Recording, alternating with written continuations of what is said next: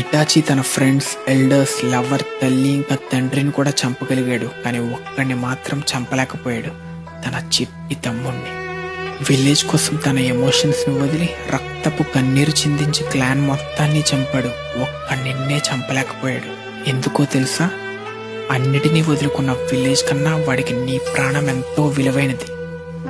తన చావులో ఆఖరి శ్వాస వరకు కాదు, చచ్చిన తర్వాత కూడా నీకోసం కొత్త పవర్ ఇవ్వడానికి ఆలోచించాడు. ఇదంతా ఉచిహా మీద చెడు పేరు చరిపి నేను లీఫ్లో ఒక హీరోని చేయడం కోసం చేశాడు. రోగం బారిన పడిన, చావు దగ్గరికి వస్తున్న మందులు తీసుకుంటూ కాలం పొడిగించాడు. అంతా తన ప్రాణమైన తమ్ముడి కోసం, లీఫ్ పీస్ కోసం. అన్నిటికీ మించి సాస్కే నీ కోసం తన ఒక ద్రోహిగా, క్రిమినల్గా చావాలనుకున్నాడు. గౌరవంకు బదులు అగౌరవం, ప్రేమకు బదులు ద్వేషంతో నిండిన ఇటాచి ఒక చిరు నవ్వుతో చచ్చాడు.